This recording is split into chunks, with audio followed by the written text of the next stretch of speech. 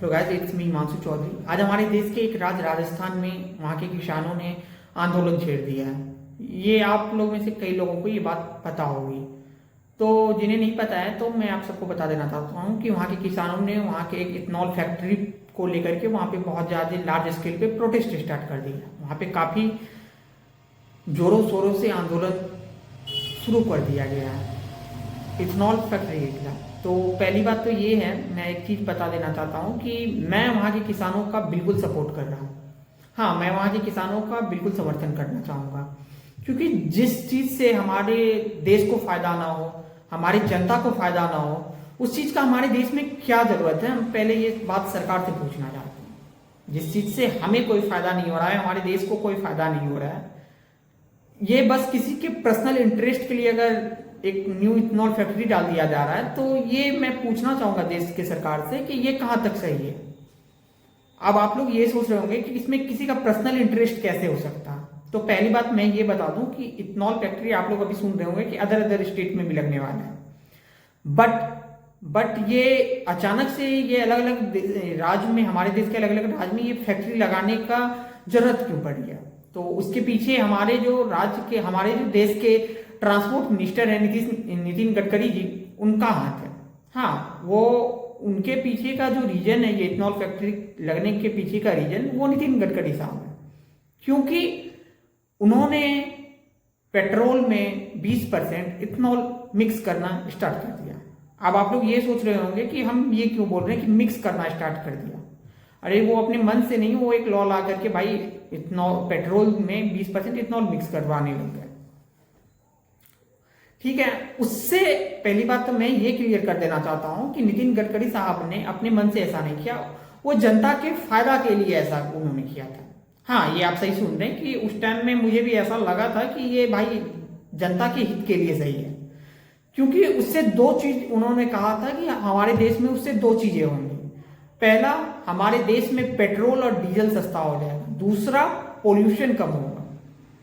तो मैं आप सबसे पूछना चाहता हूं, जो भी इस वीडियो को देखेंगे, आप सबसे मैं ये पूछना चाहता हूं कि आप लोगों को क्या लग रहा है, हमारे देश में पेट्रोल या डीजल का दाम कम हो गया या हमारे देश में पोल्यूशन कम हो गया इथेनॉल, पेट्रोल में 20% इथेनॉल मिलाने से? तो ये सवाल का जवाब आप लोग खुद दे दीजिएगा कमेंट सेक्शन में आके।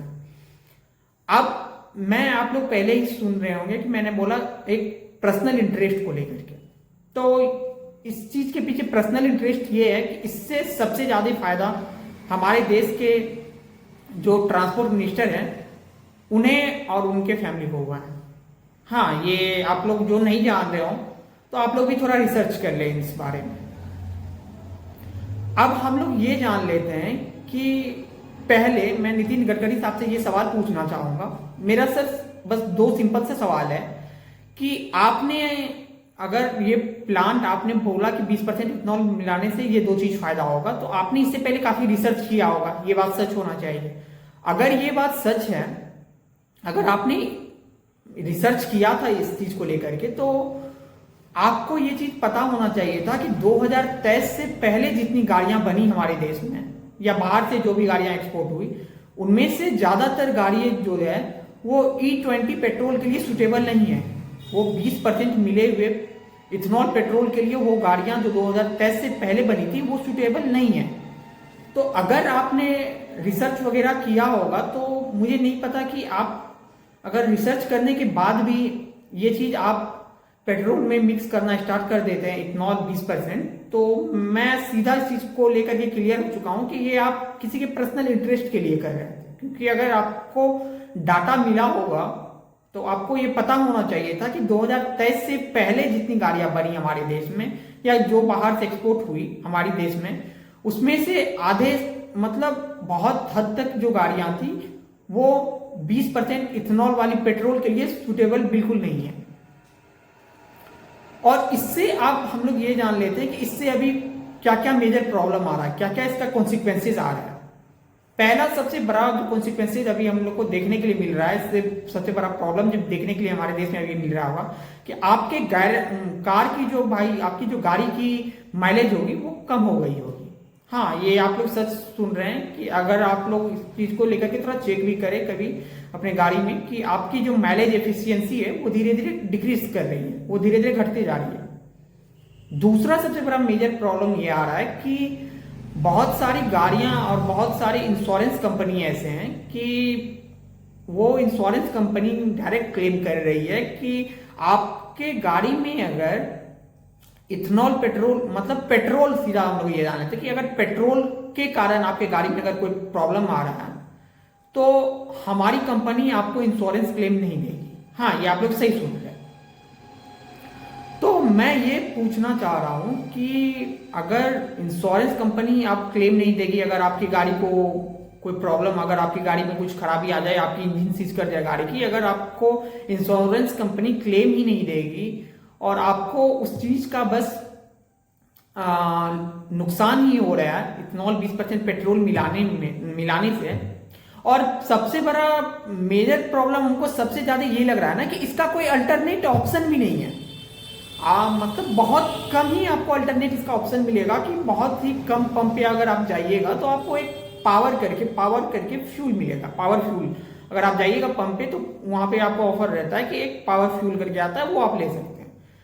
बट अगर जिस देश में ये इथेनॉल वाला सिस्टम अगर किया गया है, जो कि हमारे देश में पता नहीं अचानक से ये कैसे आ गया, जिसके पीछे इतना सालों का मेहनत होता है, तो आया भी तो उससे कोई प्रॉब्लम नहीं है, लेकिन आपके पास अल्टरनेट ऑप्शन होना चाहिए था। बट आपके पास कोई अल्टरनेट ऑप्शन भी नहीं है E5 E10 पेट्रोल जैसा कि इसमें 5% ही इथेनॉल या 10% ही मिलाओ।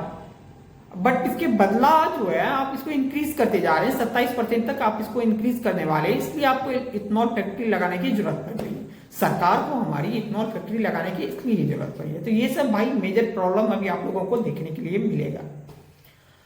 आप हम एक चीज को लेकर के नितिन गडकरी साहब आपसे हम ये पूछना चाहते हैं कि अगर आप लोगों को देश में एक व्यापार ही करना है, अगर आप लोग को देश से आप लोगों को अगर कोई मतलब नहीं है, अगर आप लोगों को देश में व्यापार ही करना है, तो मैं ये क्लियर कह देना चाहता हूं कि आप लोग जनता को जो मार करके अपना काम निकलवा रहे हैं वो करना बंद कर दें।